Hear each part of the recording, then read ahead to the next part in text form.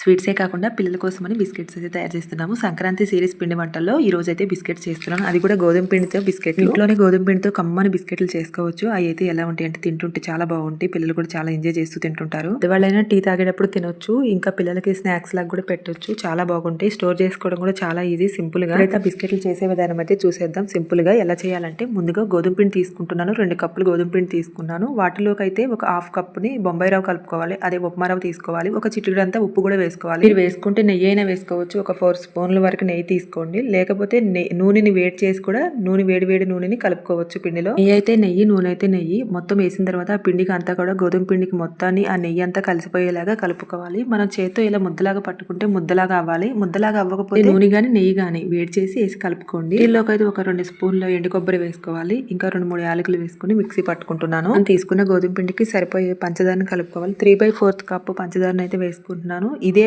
ఎండు కొబ్బరి mixie jar లోకి ఆ పంచదారని వేసుకుని మిక్సీ వేసేసుకుంటున్నాను పిండిలాగా. ఇంకా గోధుమ పిండి వేసుకున్న గిన్నెలోకి ఈ కొబ్బరి పొడి, పంచదార పొడి అన్ని మొత్తం వేసుకుని కలుపుకోవాలి. ఒక స్పూన్ సోంపు కూడా వేసుకోవాలి. స్పూన్ నువ్వులు కూడా వేసుకోండి. ఇవన్నీ వేయటం వల్ల ఏంటంటే సోంపు వేయటం వల్ల గోధుమ పిండిలో బిస్కెట్లు సోంపు వేసుకోవడం వల్ల చాలా టేస్ట్ గా ఉంటాయి. ఇవన్నీ కూడా పిండిలో కలిసిపోయేలాగా ముందుగానే అన్ని కలిపి పెట్టుకోవాలి.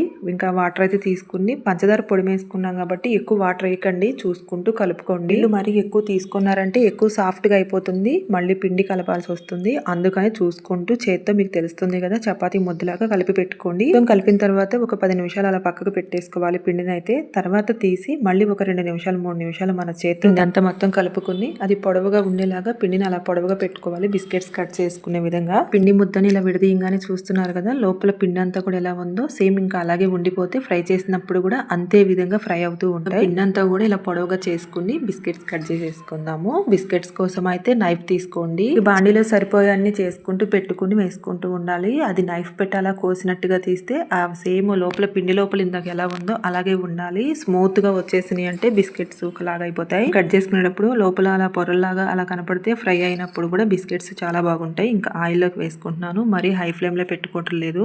మంటని మీడియం గానే పెట్టుకుని ఫ్రై చేసుకుంటే లోపల దాకా ఫ్రై అయిపోతాయి బిస్కెట్స్ అయితే. అలా కాకుండా హై ఫ్లేమ్ లో పెట్టుకున్నారంటే ఇంకా లోపలంతా మెత్తగా ఉండి పైన అంతా కలర్ వచ్చేసిందని తీసేసామంటే బాగుండవు, మంచిగా అవ్వవు, ఇంకా మెత్తగా ఉండిపోతాయి. అవి బిస్కెట్స్ లాగా అనిపించవు. అలా తీయకుండా చూసుకుని ఫ్రై చేసుకోండి. మొత్తం పిండిని అయితే అలా చేసి పెట్టుకుంటున్నాను. నైఫ్ తో అలా కోసినట్టుగా తీస్తేనే బిస్కెట్స్ అలా ఫ్రై అవుతూ ఉంటాయి. అలా కాకుండా స్మూత్ గా నైఫ్ పెట్టి టక్ మన కట్ చేసారంటే అలా స్మూత్ వచ్చేస్తుంది బిస్కెట్ మొత్తం. తినడానికి టేస్ట్ గా అనిపించినా చూస్తానికి అవి బిస్కెట్స్ లాగా అనిపించకుండా స్మూత్ గా ఉంటాయి. అందుకని నైఫ్ పెట్టి మనం కట్ చేసేటప్పుడు మాత్రం అలా కోసినట్టుగానే కట్ చేయండి వాటిని. ఈ ప్లేస్ లో మైదా పిండితో కూడా ఈ బిస్కెట్స్ ని చేసుకోవచ్చు. గోధుమ పిండితో అయితే హెల్దీగా తింటే బాగుంటాయి కదా, చేసుకుని తినేదేదో.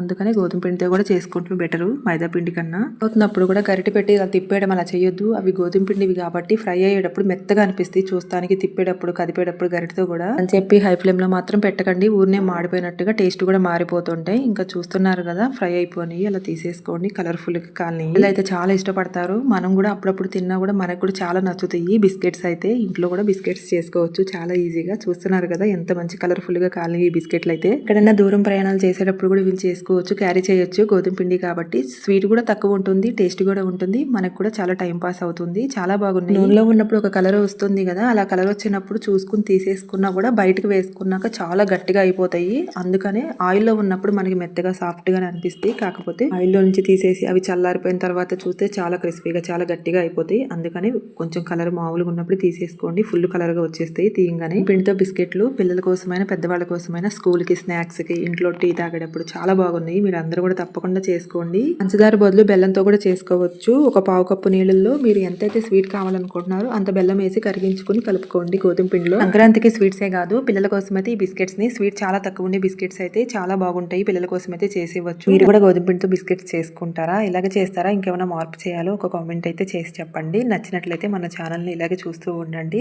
సబ్స్క్రైబ్ చేసుకోకపోయినా కూడా సబ్స్క్రైబ్ కూడా చేసుకోండి. ఈ బిస్కెట్లు నచ్చినట్లే మీ ఇంట్లో చేసుకోండి. నెక్స్ట్ పెట్టే వీడియో కోసం అయితే చూస్తూ ఉండండి.